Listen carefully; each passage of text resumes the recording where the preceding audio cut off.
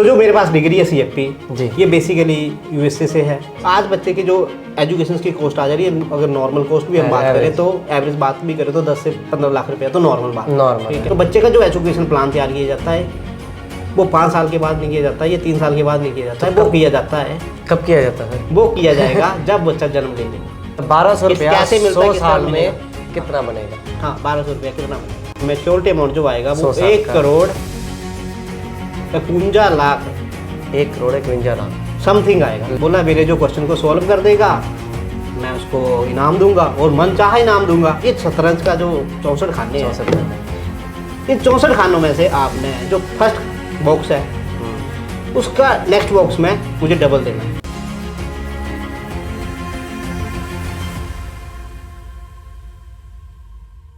दोस्तों, financial planning future financial security का एक बहुत ही इंपॉर्टेंट लेंस है जिसके थ्रू हम अपनी लिमिटेड या अनलिमिटेड इनकम में से एक्सपेंडिचर और सेविंग को कैसे कंट्रोल करके अपने फ्यूचर को फाइनेंशियली सिक्योर कर सकते हैं। अब दोस्तों क्या होता है, बहुत सारे लोग जिनमें से मैं भी एक हूँ, तो क्या होता है कि हम लैक ऑफ फाइनेंशियल प्लानिंग या नॉलेज के कारण एक्सेस ऑफ लोन्स ले लेते हैं, एक्सपेंडिचर करते हैं, खर्चे करते हैं जैसे कि, तो जिसके कारण हम क्या होते हैं, एक्सेस डेट के स्ट्रेस में आ जाते हैं। सो इसीलिए आज हमारा जो पॉडकास्ट रहेगा वो फाइनेंशियल प्लानिंग के ऊपर रहेगा। तो hello and welcome to my show Raj की बातें। दोस्तों, आज के हमारे मेहमान financial planner mister Raman Sharma ji हैं और एक बड़ी इंटरेस्टिंग बात बताता हूँ इनके बारे कि जो इनके पास डिग्री है CFP सर्टिफाइड फाइनेंशियल प्लानर, वो इंडिया में पूरे भारतवर्ष में अप्रॉक्सीमेट सिर्फ 3200 लोगों के पास है और अगर हम अपने हिमाचल प्रदेश की बात करें तो सिर्फ 4 से 5 लोगों के पास। तो आइए स्वागत करते हैं मिस्टर रमन शर्मा जी का। सो सर, आपका बहुत बहुत स्वागत है हमारे शो राज की बातें में। सो सर, बताइए अपने बारे में थोड़ा introduction. Thank you Raj ji, जो आपने मुझे अपने शो में यहाँ पे इनवाइट किया है। तो जैसे कि आपने थोड़ी सी मेरी इंट्रोडक्शन दे ही दी है, मैं रमन शर्मा जी। मेरे पास जो डिग्री है वो CFP है और इसके साथ साथ मेरे पास LLB जी। LLM DLL MCOM और CMA इंटर क्लियर हूँ और CMA फाइनल के एग्ज़ाम में दे रहा हूँ। तो आज जैसे कि आपका टॉपिक है, आज हम फाइनेंशियल प्लानिंग के ऊपर बात करेंगे। एक फाइनेंशियल प्लान होता क्या है, फाइनेंशियल प्लान बनता कैसे है और फाइनेंशियल प्लान कितने लोगों के पास है। जी सर। तो ऐसे अप्रॉक्सीमेट बहुत ही कम लोग होंगे जिनके पास फाइनेंशियल प्लान है। शायद आपके जो व्यूअर होंगे इनके पास भी ना हो, मेरे पास ही नहीं है, आपके पास ही नहीं है, ठीक है। तो अभी हम बात करेंगे फाइनेंशियल प्लान होता क्या है, कैसे होता है, किस तरह आप फाइनेंशियल प्लान बना सकते हैं, ठीक तो है। सर आप मेरे को एक सिंपल सी भाषा में बताइए, फाइनेंशियल प्लान को आप सिंपल भाषा में कैसे डिफाइन करेंगे? देखिए जी, फाइनेंशियल प्लान बेसिकली है क्या, एक इंसान की लाइफ जो है वो लिमिटेड है। कुछ टाइम पीरियड के लिए हम धरती पे आए हैं और उसके लिए भी हम फाइनेंशियल स्ट्रेस में रहेंगे जी। तो भगवान ने जो आपको ज़िंदगी दी है आप उसको वेस्ट ही कर रहे हैं। वेस्ट है जो, और हम 24 घंटे में से 18 घंटे तो पैसे के बारे में सोच रहे हैं जी। उसके पीछे का कारण है due to lack of financial planning and financial plan. Financial plan clear है। तो जो मेरे पास डिग्री है CFP जी। ये बेसिकली USA से है, ठीक है। इंडिया में इसका बोर्ड बना हुआ है तो हमने वहाँ से ये डिग्री की और हमने भी वहीं से नॉलेज गेन किया हुआ है, ठीक है। तो हमने वहाँ से जो नॉलेज दिया है आज हम आपको, आपके व्यूअर्स को देना चाहेंगे। तो सर सबसे पहले डिग्री की बात करते हैं। ये मतलब इतने कम लोग क्यों करते हैं और स्टेट लेवल में 4-5 लोग, इसका क्या रीजन? इसका मेन रीज़न है अभी अवेयरनेस की कमी है स्टूडेंट्स में। दूसरा काम कमी है, थोड़ा एग्ज़ाम भी थोड़ा टफ होता है। अच्छा, एग्जाम टफ, ठीक है। तो ये 2 कारण है बेसिकली। अब जैसे जैसे अवेयरनेस आएगी, स्टूडेंट्स को पता चलेगा तो वो धीरे धीरे करेंगे और हमारी गिनती बढ़ती जाएगी और हम एक टाइम में एक अच्छे लेवल्स पे पहुंच जाएंगे। आज का जो हमारा, अगर आपने जो टॉपिक रखा तो फाइनेंशियल प्लानिंग का यार, तो मैं आपको बताऊं, जैसे आप मुझे अपनी एज बताएंगे? सर 33। 33। आप married unmarried? Married sir. Married है। आपका बच्चा? सर 5 साल का है। 5 साल का है। तो अब आपके ऊपर ही मैं थोड़ा सा फाइनेंशियल प्लान के ऊपर ब्रीफ करूँगा जी। तो आपने अपनी रिटायरमेंट एज के लिए भी कुछ सोचा होगा टाइम के लिए कि मैं इतने टाइम में रिटायर हो जाऊंगा काम से, अपने फ्री हो जाऊंगा जी। फिर मैं इंजॉय करूँ। एंजॉय करेंगे। जैसे आप देखते हैं गवर्नमेंट एम्प्लॉइज़ 58 में रिटायर हो जाते हैं, तो फिर उनको लगता है कि ये पोस्ट रिटायरमेंट का जो पीरियड है हम अच्छे से इंजॉय करेंगे। जी। क्लियर है। आप एक एंटरप्रेन्योर है जी। तो आपके पास तो कोई पेंशन का कुछ स्कोप है नहीं ना रिटायरमेंट की पर्टिकुलर एज है। कोई एज है। हाँ। तो आपका कैसे, आपने कुछ आपके दिमाग में भी अवेलेबल है ऐसा कुछ आपने प्लान किया हुआ कोई ऐसा? नहीं, कुछ पर्टिकुलर प्लान तो नहीं है, बस ये सोचा कि लगे रहेंगे बस, और क्या। बस वैसे सोचा हुआ कि मतलब 50 to 55 हद तक, 55 एज के बाद मतलब सोचा कि काम ना करना पड़े। उसमें बेसिकली होगा क्या कि आपका आपने डिसाइड कर ली 55 की एज, जी। तो ये 33 और 55 के जो 20 का पीरियड है इसको हम कहेंगे एकमोलेशन पीरियड। इसमें आप जो पैसा सेविंग करेंगे जी। और 55 से लेके आपका टाइम स्पैन तो हो सकता है 80, 85, 90 कुछ भी हो सकता है, 100 प्लस भी हो सकता है, वो डिपेंड करता है आपका लाइफस्टाइल कैसा है। लाइफस्टाइल का। क्लियर है। तो उसको हम कहते हैं पोस्ट रिटायरमेंट पीरियड। जी। क्लियर है। ये तो आपका हुआ रिटायरमेंट प्लान। अब डिटेल में डिस्कस करेंगे इसके लिए अलग से, ठीक है। उसके बाद हुआ आपने जैसे मुझे बताया आपका बच्चा कितने 5 साल का है। 5 साल का था। तो आपका बच्चा है तो आप बच्चा तो आपका 5 साल का। उसके बाद 18 के बाद आपने जैसे देखा होगा, आप खुद एक कोचिंग से करते हैं जैसे मेरे के नॉलेज में है। जी जी। तो 18 के टाइम आपने देखा बच्चों को काफ़ी प्रॉब्लम्स आती हैं। एक इंटेलिजेंट पर्सन बच्चे होते हैं, due to lack of financial problems के कारण वो आगे नहीं बढ़ पाते हैं। जी जी। ठीक है। तो 18 के बाद एक ह्यूज अमाउंट ऑफ मनी चाहिए होती है बच्चे के लिए। आज की डेट में लाखों में लग जाते हैं, आने वाले टाइम में तो जैसे आज आपने देखा होगा 10-20 गुना बढ़ गए। हाँ।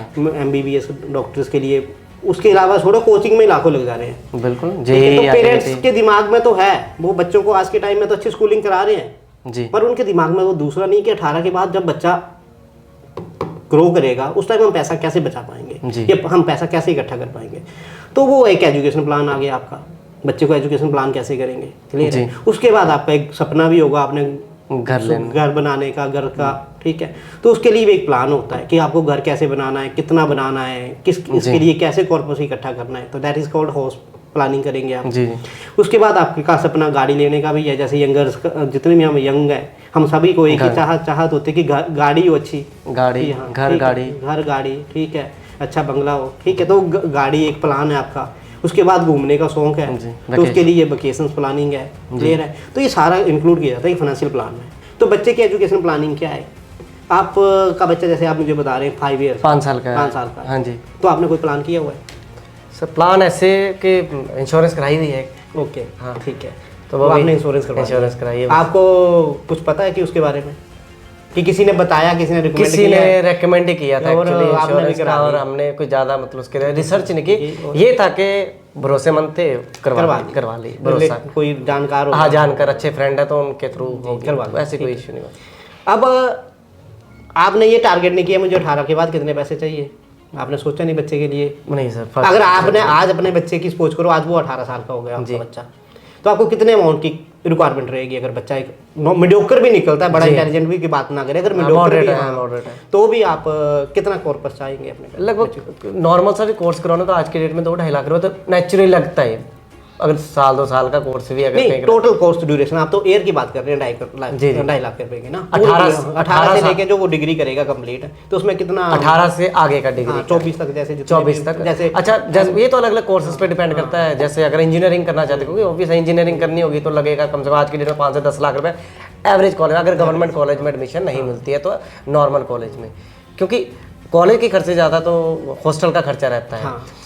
एक ही छोड़ के अगर मेडिकल लाइन में जाना चाहता है, MBBS टाइप जैसे ऐसे कोर्स करें, फिर तो आपको 50-60 लाख रुपया, करोड़ के इसके आसपास चले जाता है। तो हम आज बच्चे की जो एजुकेशन की कॉस्ट आ जा रही है, अगर नॉर्मल कॉस्ट भी हम बात करें तो एवरेज बात भी करें तो 10 से 15 लाख रुपया तो नॉर्मल बात, ठीक है, जो मीडियोकर्स के लिए चाहिए। तो आज के टाइम में अगर 15 लाख रुपया चाहिए, तो जब बच्चा आपका 18 साल का होगा तब उसकी वैल्यू कितनी हो जाएगी इन्फ्लेशन के कारण? तो वो अप्रोक्सीमेट आपका 26 लाख। अगर आज आप 10 से 30 ये कर रहे हैं तो 26-30 के लाख रुपये आपको रिक्वायर रहेगा। क्लियर है। तो हमने एक टारगेट अमाउंट फिक्स कर दिया कि हमें इतनी रिक्वायरमेंट रहेगी एट द टाइम ऑफ जब बच्चे की एज होगी 18 हायर स्टडीज के लिए। तो हम उसके लिए आज ही प्लान करेंगे कि हम मंथली या जो भी हमारे से होता है तो हम उसको कैसे सेव करें। क्लियर है। और अब आप बोल रहे हैं कि अभी आपने ये ऐसा कुछ किया ही नहीं है, तो बच्चे का जो एजुकेशन प्लान तैयार किया जाता है वो 5 साल के बाद नहीं किया जाता है, ये 3 साल के बाद नहीं किया जाता है, वो किया जाता है। कब किया जाता है सर? वो किया जाएगा जब बच्चा जन्म ले लेगा। उसके डे 1 से उसका एजुकेशन प्लान तैयार कर दिया जाता है जी। और आपने बड़ा अच्छा बताया कि जब बच्चा पैदा हो तब से ही उसको मतलब फाइनेंशियल हाँ, मैं आपको बात करूँ तो अगर उसके लिए आपको भी कुछ पैसा देना नहीं होता है, वो आपका बच्चा ही अर्निंग कर रहा होता है बेसिकली। कैसे सर? जब आपका बच्चा पैदा हुआ फर्स्ट डे में ही कोई रिलेटिव तो आए होंगे जी, खुशी का माहौल है, सारा आते हैं, कुछ ना पैसे तो उन्होंने आपको ऑफरिंग की होंगी, शगन के तौर पे दिए शगन होंगे। कैसा था? हाँ, तो हम पेरेंट्स करते क्या है, वो जो शगन आया उसको अपनी जेब में डाला, या प्रोग्राम किया, बाजे वालों को दे दिया, इधर दे दिया, या खर्च कर दिया, या अपना जो बच्चे का पैसा था वो हमने वेस्ट करवा दिया, इधर उधर इन्वेस्ट कर ओके। तो हमें बेसिकली करना क्या, उस बच्चे के पैसे को उस बच्चे के ही अकाउंट में जमा करवाना है।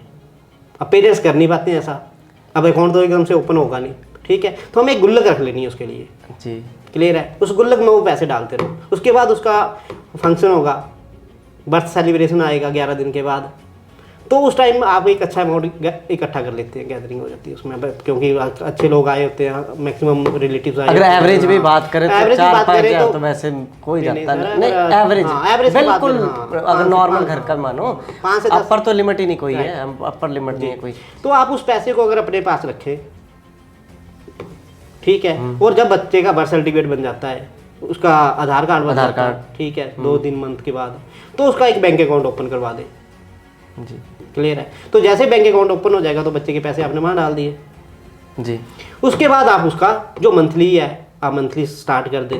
जैसे गवर्नमेंट की तो कुछ स्कीम्स हैं, कुछ और स्कीम्स हैं, उससे भी बेटर स्कीम्स है जो लोगों को पता नहीं है, आज हम उसके बारे में भी चर्चा करेंगे। लेकिन एक और मैं यहाँ बात करता हूँ, जैसे सपोज करो जो ये तो हम चलो वो उनकी बात कर रहे हैं जो थोड़ा जिनके बच्चों के पास शगुन आया वो यूज़ नहीं कर रहे हैं, वो अपने बच्चों के नाम कर सकते हैं या करते हैं, नहीं लेते हैं कई पेरेंट्स।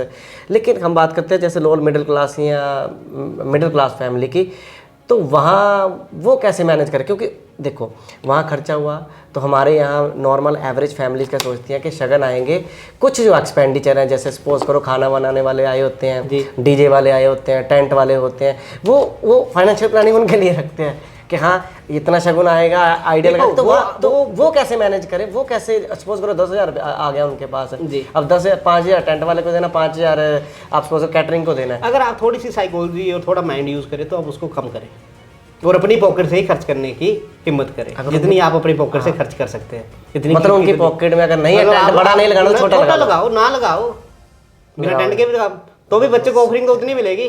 आप क्यों उसको अननेसेसरी पेस्टेज ओपन नहीं कर रहे? ये तो बड़ी अच्छी है सर, वहाँ आधे से ज़्यादा तो दिखावे के चक्कर में बाजे वाले मत करो, छोटी पेटी लगा लो तब भी हो जाएगा सेलिब्रेशन, क्लियर है। तो उस पैसे को रखो, उस पैसे को आप कुछ स्कीम्स है उन स्कीम्स में डालो, ठीक है। जैसे सरकार के द्वारा सुकन्या समृद्धि योजना चलाई हुई है, अब नया अकाउंट्स आ गया है, सरकार ने एक और अच्छा इनिशिएटिव ले लिया साल से सीतारमन जी ने, एनपीएस वात्सल्य योजना, क्लियर है, उसमें आप पैसे डाल सकते हैं। उससे भी बड़ी स्कीम आपको बताऊं, एसआईपी, चाइल्ड बच्चों की जो एसआईपी होती है जी, ठीक है, उसमें आप पैसे डालो, उसमें एक अच्छी रिटर्न और अच्छा पावर ऑफ कंपाउंडिंग का बेनिफिट मिलने के चांसेस होते हैं, तो आप वहाँ पे भी पैसे डाल सकते हैं, ठीक है। और आप और अदर स्कीम्स हैं, जैसे मैक्सिमम लोगों ने बच्चों की पॉलिसियाँ करवा रखी हैं, चाइल्ड प्लान ले रखे हैं, ठीक है, काफ़ी इंश्योरेंस कंपनियों के चाइल्ड प्लान आते हैं, वहाँ पे इन्वेस्टमेंट कर रखी है, ठीक है। पर उसमें उनमें थोड़ा लैक ऑफ प्रॉब्लम्स ये होती हैं कि उसमें उनको एक अच्छा रिटर्न नहीं मिल रहा है। स्कीम्स बताइए अभी 3 स्कीम्स बताइए, आई थिंक एक एसआईपी जो बताया, सेकंड आपने बताई है सुकन्या समृद्धि, तीसरी आपने वात्सल्य कुछ बताई है, एनपीएस वात्सल्य, तो कुछ कर सकते हो इनको थोड़ा डिटेल में क्या है ये? देखो पहले तो सुकन्या समृद्धि ये तो सेंट्रल गवर्नमेंट के द्वारा चलाई, ये तो ऑलमोस्ट इंडिया में तो सबको पता है, लगभग सभी ने यही चलाया, तो जिनको नहीं पता थोड़ा सा उनके लिए। हाँ, अब मैं उनको आप नई चीज़ सिखाने आज बताने जा रहा हूँ आपके पॉडकास्ट की थ्रू, ठीक है, आपके व्यूअर्स को, जो अब नॉर्मल एसआईपी तो हर किसी ने सुन रखी है, ठीक है, शायद आपने भी सुनी होगी किसी जमाने में एसआईपी। सर मैं नहीं होगी पर सुनी जरूर होगी। मैं सच बताऊं, मैं का पॉइंट इंटरेस्टिंग थी बता, एसआईपी का मैंने सबसे पहली बार 2017-18 में मेरा एक फ्रेंड था कोटक महिंद्रा में लगा हुआ जलंधर में ही, तो उसने मेरे को एक बार बताया, कहते हैं ऐसे तो आप वो ना एक्चुअली अकाउंट खोलने के लिए होते हैं ना टारगेट मिले, वो अकाउंट खोलने आया था, तो वो कहता है यार ऐसे के एक सिप अकाउंट खोल ले। उसने मेरे को सिप की फुल फॉर्म भी नहीं बताई एक्चुअली क्या होती है, उसने बोला सिप अकाउंट खोलना ये वगैरह, और उस वक्त आपको पता बैंकिंग तरफ से आते थे, लेकिन मेरे को सोचा पता नहीं कौन सा फ्रॉडी चक्कर में वो पैसा डूब जाए, वो होता है ना जैसे शेयर मार्केट, मेरे को वो आया क्योंकि तब नहीं थी, तब इतनी एक्चुअली नए कॉलेज से पास आउट हुए, इतनी नॉलेज नहीं थी इन चीज़ों के बारे में, ठीक है। तो नहीं तो मैं सुना उस वक्त था, अगर मेरे को उस वक्त शायद सही गाइडेंस मिल गई होती। हाँ, जैसे तो आज आप हम अच्छा अभी महसूस कर रहे हो। हम जैसे अभी पॉडकास्ट से पहले आपसे बात कर रहे थे, तो मैंने सिप के बारे में थोड़ा जैसे पता लगा, आपने थोड़ा बताया, तो मेरे को बड़ी इंटरेस्टिंग चीज लगी। शायद मैंने अब तब लगाया था तो अभी तक लाखों रुपए अकाउंट में, सीरियसली। तो अभी मैं आपको सिप के बारे में, सिप में भी आपको चाइल्ड एसआईपी के बारे में थोड़ा सा ब्रीफ कर रहा हूँ। सिप है क्या? बेसिकली ये सिस्टमेटिक इन्वेस्टमेंट प्लान है। सिस्टमेटिक इन्वेस्टमेंट प्लान, ठीक है, ठीक है। इसको आप अगर ओपन करवाते हैं तो काफ़ी एएमसीज हैं, म्यूचुअल फंड कंपनीज हैं जिन्होंने ये योजना चला रखी है। क्लियर है? जो एएमसी कंपनीज होती हैं वो सेबी से रिकमेंडेड होती हैं, कोई फ्रॉड कंपनी नहीं है। Security exchange board of India, SEBI, right. तो ये उनके द्वारा रिकमेंडेड है, उनके द्वारा इनको लाइसेंस मिला हुआ है, इनके ऊपर सारा कंट्रोल उन्हीं का ही है। ठीक है, तो इसमें सेफ्टी का भी कोई ऐसी प्रॉब्लम्स नहीं है। सबसे जो इसमें पावर है वो पावर ऑफ कंपाउंडिंग है, जो सबसे बड़ी एडवांटेज है। जैसे पावर ऑफ कंपाउंडिंग तो अभी बात चली थी, 8वां अजूबा है। ठीक है, तो अब हम आपको बताएंगे इस अजूबे का आप यूज़ कैसे कर सकते हैं। कुछ लोग इसको देने के लिए करते हैं, कुछ लोगों का लेने के लिए करते हैं। तो एजुकेशन जब आप अपने बच्चे का डे 1 से प्लान तैयार कर देंगे तो उसको मिल जाएगा 18 साल का ड्यूरेशन। जैसे मैं अब आपको बताऊं मेरे खुद के बच्चे की प्लान, मैंने जब मेरा बच्चा बर्थ लिया था उसी टाइम से मैंने उसके लिए ये प्लान तैयार कर दिया था। और मैंने कोई बहुत ज़्यादा अमाउंट से नहीं स्टार्ट किया था, मैंने 1000 रुपये से स्टार्ट किया था। ठीक है। उसके बाद मैं हर बर्थडे पे उसके 1000 रुपये इंक्रीज़ कर देता हूँ। तो और जब उसकी 11 डेज के बाद जो फंक्शन था, बर्थ सेलिब्रेशन था, तो मेरे बच्चे के पास 30 से 35 हज़ार रुपये इकट्ठा हो गया था। और उस पैसे को मैंने उस बैंक में बैंक अकाउंट ओपन करवा दिया। बैंक अकाउंट ओपन करवा दिया तो 3 साल का तो मेरे लिए एसआईपी का अमाउंट इकट्ठा हो गया। ये सिप में लगा दिया था स्टार्टिंग में? सिंपल अकाउंट खोला था, सिंपल अकाउंट ओपन किया हमने। उसके बाद हमने एसआईपी का प्रोसेस फॉलो किया। वो मैं आपको बताऊंगा कि कैसे स्टार्ट होती है, क्या डॉक्यूमेंट्स की रिक्वायरमेंट रहती है, आप कैसे सारा जानेंगे सर। वो कैसे आप स्टार्ट करवा सकते हैं जी। इसीलिए बुलाया। तो अब मैं आपको बेसिकली बताऊं तो वो मैंने 1000 से स्टार्ट कर दिया जी। तो एक साल में उसके 12,000 चले गए। अगले साल में उसके बाद हमारा बर्थडे आ गया। तो फर्स्ट बर्थडे तो बड़ा धूमधाम से बनाते हैं, तो उसके लिए हमने पहले से तैयारी की थी। जो बर्थडे का खर्चा होगा वो तो बापू उठाएगा, जो वहाँ ऑफरिंग आएगी वो बच्चे के अकाउंट में ही जाएगी। बिल्कुल ठीक है। तो जो रेस्ट अमाउंट उस टाइम भी उसने कम से कम 40 से 45 हज़ार रुपया उसका फर्स्ट बर्थडे पे हमें कलेक्शन 11 दिनों का जो बता रहे हैं, 11 दिन का नहीं, जो फर्स्ट बर्थडे एक साल का जब हुआ, राइट। तो उसके बाद भी हमारे पास 45 हज़ार वो चला गया। तो 35 और 45 तो ठीक है, सीधी आ गया। उस और 12,000 हमारा चला गया एसआईपी में। अगले बर्थडे पे हमने 1000 रुपये का और एसआईपी स्टार्ट कर दी। ठीक है। ऐसे आज मेरे बच्चे का जो अभी जो 4 साल का हो गया, 4 साल का हो गया, तो उसने अप्रोक्सीमेट मतलब आपको रखो अप्रोक्सीमेट 1 लाख के ऊपर उसने सेविंग कर ली। तो आपके कहने का मतलब जब आपका बेटा 1 साल का था तब आप हर महीने 1000, जब 2 साल का हुआ तब आप हर महीने 2,000, 3 साल का 3,000, 4 साल का 4,000, 5 साल का होगा तो 5,000। अच्छा, इस अकॉर्डिंग आप मतलब मैनेज करो। मैं अब आपको पावर ऑफ कंपाउंडिंग के बारे में बताऊं तो अगर मैं आपको बोलूं कि आपने मंथ का 1 रुपया सेव करना है जी, और मंथ का 1 रुपया, मंथ का 1 रुपया, डे का 1 रुपया नहीं, मंथ का 1 रुपया, और आपने 100 साल तक सेव करना है। ठीक है। 1 साल में 12 रुपए, 1 साल में 12 रुपए, 100 साल में 1200 रुपया। तो आप मुझे एक गैस अमाउंट दे सकते हैं कि 100 सालों के बाद उसका मैच्योरिटी अमाउंट कितना हो सकता है सिप में? हाँ, जहाँ पे आपको एवरेज रेट ऑफ रिटर्न जो एनुअल इंटरेस्ट क्या है 12% है, 12% इंटरेस्ट पे। हाँ, तो 12 मिलता है हर साल? हाँ मिलेगा, वो भी हम डिटेल में आप डिस्कस करेंगे, बताएंगे व्यूअर्स को। कुछ के डॉट्स रहते हैं कि 12 मिले ना मिले, वो भी हम डिटेल में बता देंगे उनको। मतलब 1200 रुपया कैसे मिलता है, 100 साल में कितना बनेगा? हाँ 1200 रुपया कितना बनेगा अगर आप गैस दे सके तो? ये तो सर लगभग मतलब 1,20,000। हाँ 1,20,000 तो 12 लाख। 12 लाख। तो और कोई आपका और भी कोई अगर अमाउंट है ज़्यादा 200 रखें तो और बढ़ जाएगा, 1-2 रुपये और डबल होता जाएगा कहने का मतलब। अगर मैं आपको इसका मैच्योरिटी अमाउंट बताऊं तो मैच्योरिटी अमाउंट बताइए आप हैरान हो जाओगे। उसका मैच्योरिटी अमाउंट जो आएगा वो 1,51,00,000 1,51,00,000 समथिंग आएगा, लगभग 1.5 करोड़ का, लगभग 1.5 करोड़। सर जैसे कि आप बता रहे हो कि 100 साल तक का मतलब ये प्लान रखना है जो एसआईपी में, जो आप ये 1 रुपया इन्वेस्टमेंट, चलो 100 साल के लिए मान लेते हैं एक मिनट, लेकिन इतनी तो एज होती नहीं, आजकल 60 से 70 एवरेज चल रही है। राइट। तो ये इसको थोड़ा देखो मैं आपको बताऊं, 100 साल बड़े आराम से निकल जाएंगे। कैसे निकलेंगे मैं? अगर आपने अपने बच्चे को बोल दिया कि आप बच्चे को अगले बच्चे के लिए बोल दिया कि आपके दादा मेरे लिए आपके लिए कुछ छोड़ गए हैं। अच्छा, कहने का मतलब ये समअप हो जाएगा एजेस का। अगर इसमें Father son का। तीन पर्सन इन्वॉल्व हो जाएं, अच्छा, एज ऐड कर रहे हैं। आपका बच्चा और आपका ग्रैंडसन, आपका पोता, आपने अपने बच्चे को बोलना है कि जो मैंने ये 500 रुपीज़, अभी हमने एग्जांपल दिया ओनली 1 रुपीज़ का, अगर ये 1 रुपीज़ जो हैं ये मैंने आपको गिफ्ट किए हैं, आपने आगे अपने बच्चे को गिफ्ट कर देने हैं। क्लियर है? और ये बोल देना आपके ग्रैंडफादर जो है वो आपके लिए छोड़ गए हैं, तो ये बड़े इसलिए 100। ये तो फिर ठीक है, अगर 30 साल की एज के करते तो फिर 3 जनरेशन आप चले जाएंगे। 33 साल के हो, बस 3 जनरेशन ऐश कर सकती है, मतलब 3rd जनरेशन तो खूब ऐश करेगी। और 1 रुपए की हमने तो एग्जांपल बताया आपको पावर ऑफ कंपाउंडिंग का। आप चाय कितने की पी जाते हो डेली? चाहे सर लगभग मैं सच बताऊं तो ऑफिस में कप 4 के कप तो 3-4 कप तो एवरेज होती है ना यहाँ पे। उसकी कीमत कितनी है? 50 रुपए है। 40 रुपए एवरेज, 40 रुपए है। ठीक है, तो आप 40 रुपए में 2 कप पियो ना, 20 रुपए बचा दो। सर 2 और भी लोग वो देखेंगे, सुबह शाम पड़ेगी, सुबह शाम ही पियो ना। ठीक है, 20 वाली जो आ रही है उसको स्किप कर दो थोड़ा सा, या 1/2 कर दो। आपको बता देता हूँ, सेविंग करना कोई बहुत बड़ा 1/4 कप पाएगी, 1/4 कप पाएगी। ठीक है, तो सेविंग करना कोई बड़ा हार्ड एंड फास्ट रूल नहीं है, बड़े आराम से हो जाती है। एक बार हैबिट्स बननी चाहिए, आपको पता होना चाहिए कि आपको करना क्या है। ठीक है, तो आपने डेली के कितने रुपये सेव कर लिए? 20 रुपये आराम से। ठीक है, महीने का 600, महीने का कितना हुआ? 600 रुपया। 600, अब 7200 रुपया साल का। 7200 रुपया। अब देखना पावर ऑफ कंपाउंडिंग क्या काम करेगी 100 साल के बाद। ये तो सर अरबों में चले जाएगा। तो ये सीरियसली अरबों में जाएगी। आई थिंक इसी चीज को मारवाड़ी ही समझ पाए, 1 रुपए की कीमत को।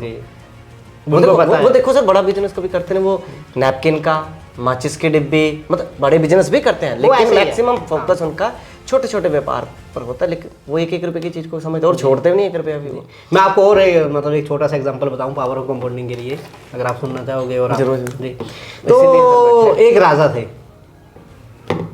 पहले के ज़माने में ऐसा ही होता था, राजा साहब होते थे। ठीक है, तो उन्होंने बोला एक क्वेश्चन डालते हैं, देखते हैं हमारे यहाँ कौन इंटेलिजेंट पर्सन है जी, उसको हम वजीर बनाएंगे।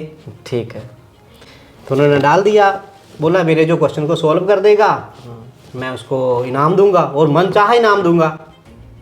बड़े से बड़े इंटेलिजेंट गए, क्वेश्चन सॉल्व हो गए ना, इनाम के चक्कर में तो जाएंगे सारे, जाएंगे। ऐसे एक थे, उन्होंने, हाँ महान पुरुष, उन्होंने कर दिया सॉल्व। कैसे? तो उनको इसका भी नॉलेज था कि पावर ऑफ कंपाउंडिंग होती क्या है। ठीक है, तो जब उन्होंने सॉल्व किया तो राजा साहब ने बोला अब प्रॉमिस तो प्रॉमिस है। प्रॉमिस क्या किया था? मनचाहा इनाम। उसने मांग लिया। क्या मांगा हुआ सोचो? ये तो सर स्टोरी आप बता रहे हो, क्या पता, मैं तो स्टोरी पहली बार सुन रहा हूँ आपसे। ठीक है, तो उसने मनचाहा जो इनाम मांगा वो था कम।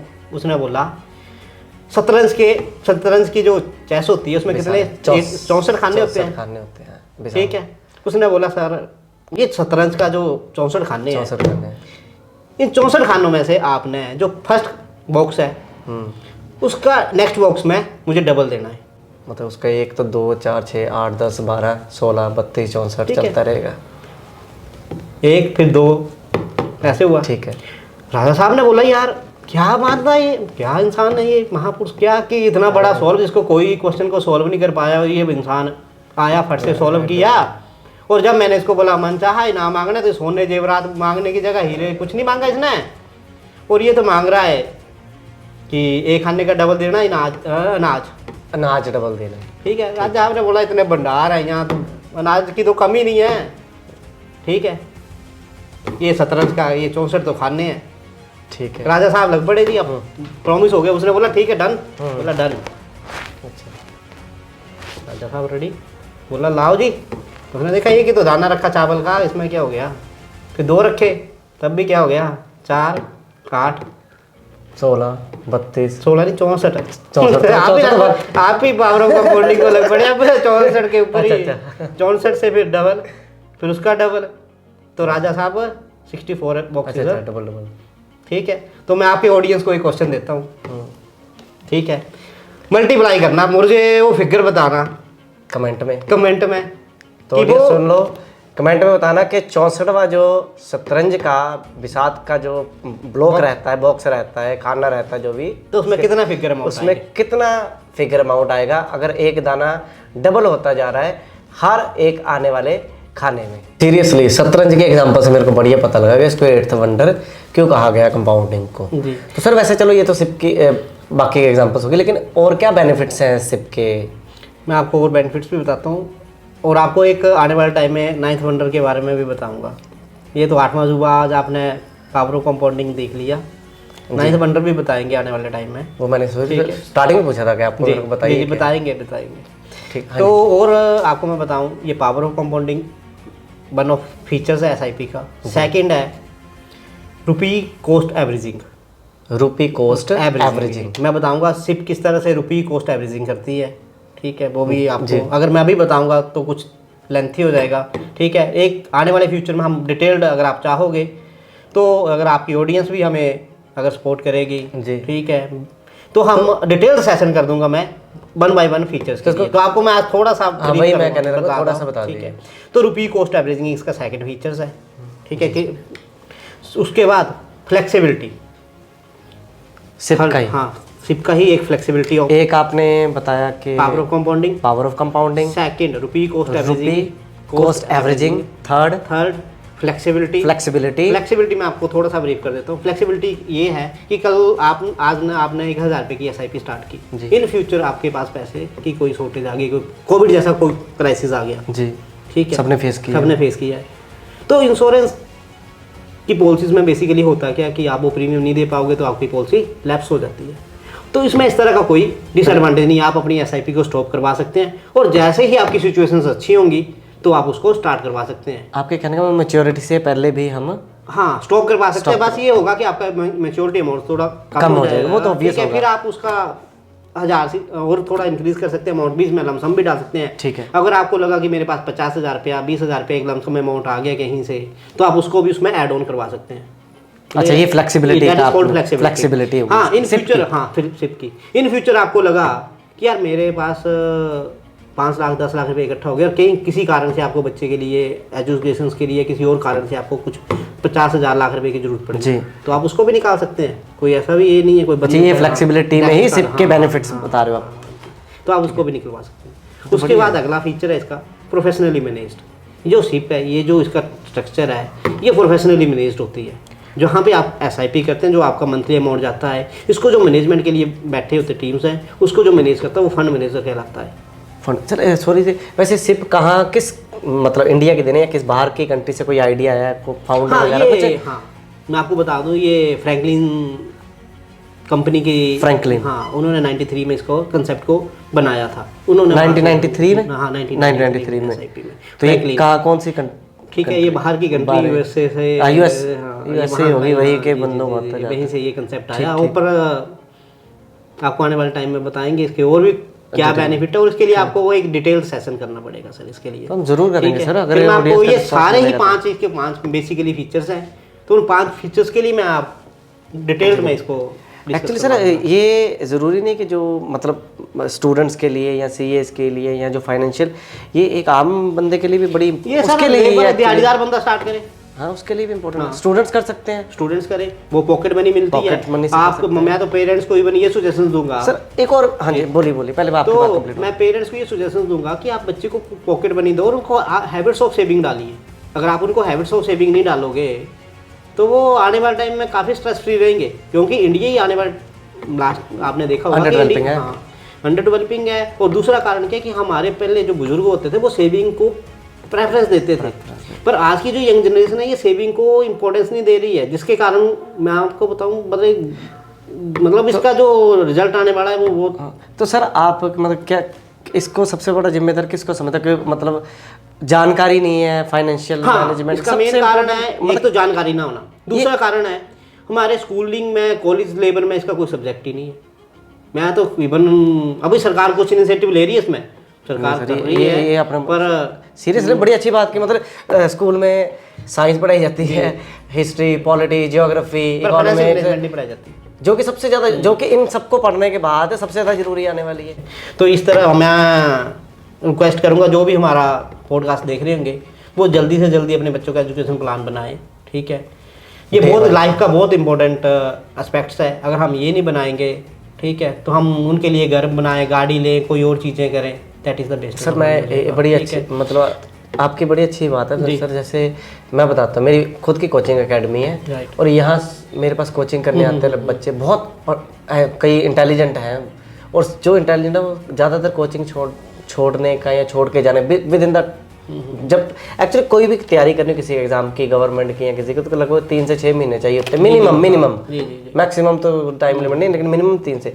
और कुछ बच्चे 2 महीने तैयारी करने के बाद चले जाते हैं, 1.5 महीने। उनसे जब कारण पूछता ना बेटा क्यों क्या, तो उनका मैक्सिमम कारण क्या सर, फाइनेंशियली सपोर्ट अभी घर से बड़ी मुश्किल से मिल रही है, एक ये कारण, और दूसरा जॉब करनी पड़ेगी अभी कहीं ना कहीं। तो उसका प्रॉब्लम यही है बेसिकली, क्योंकि उनके पेरेंट्स से कहीं ना कहीं गलतियाँ हो गई हैं। तो हम ये नहीं चाहते कि इन फ्यूचर भी मतलब उनको उनके स्कूल टाइम अगर छोटे से अमाउंट से भी स्टार्ट करते हैं। अगर हाँ उनके बच्चों को अगर गाइडेंस मिल गई होती स्कूल टाइम से ही, तो शायद वो बच्चे अपना खर्चा खुद उठा लेते हैं। हाँ, अगर वही सेविंग कर लेते कहीं ना कहीं जाके। सरकार ने 250 से SIP स्टार्ट कर दी। हाँ जी, हाँ जी। अब 250 से स्टार्ट कर दो, 250 तो दे ही दोगे महीने का, आधी दिहाड़ी। बिल्कुल 500 तो मजदूर ले रहा है, तो आधी दिहाड़ी तो अपने बच्चे के लिए लगा दो। ये महीने का 250 रुपये। हाँ, और हर साल उसको स्टेप अप करते जाओ 10% से, ठीक है। आज इस साल आपका 250 है, कल अगले साल से आप 275 कर दो, 25 रुपये बढ़ गए, ठीक है। नेक्स्ट ईयर 300 कर दो। अगर ऐसा भी करोगे ना, तो भी आपके बच्चे का अच्छा एजुकेशन प्लान तैयार हो जाएगा, एक अच्छा मेच्योरिटी अमाउंट आ जाएगा। जी जी, ठीक है। उसके पीछे का कारण एक ही है जो मैंने आपको बताया है, वो है पावर ऑफ कंपाउंडिंग। अगर आप उसको 8वां जुबा, ठीक है, 9वां जुबा जो वो SIP है। बहुत बढ़िया लगा सर, मजा आ गया, बहुत बहुत धन्यवाद, एंजॉय किया आज का। और फाइनेंशियल की काफी अच्छी टर्म्स हमने समझी है। Thank you so much sir, बहुत की अपनी तरफ से जी। बस सीरीज आएगी सर, बहुत मजा आया, बहुत बहुत धन्यवाद। सो thank you so much guys. अगर आपको भी हमारा आज का शो जो फाइनेंशियल मैनेजमेंट के ऊपर या फाइनेंशियल प्लानिंग के ऊपर था, अगर आपने कुछ थोड़ा बहुत भी सीखा हो, तो हमारे चैनल को ज़रूर सब्सक्राइब करें और शेयर करें जितना ज़्यादा से ज़्यादा हो सकता है। सबके लिए बेनिफिशियल होती है, पैसा किसको ज़रूरी नहीं है, सेविंग किसको ज़रूरी नहीं है आज के लाइफ में। So thank you once again हमारी वीडियो को पूरा देखने के लिए, and thank you so much once again again again, thank you.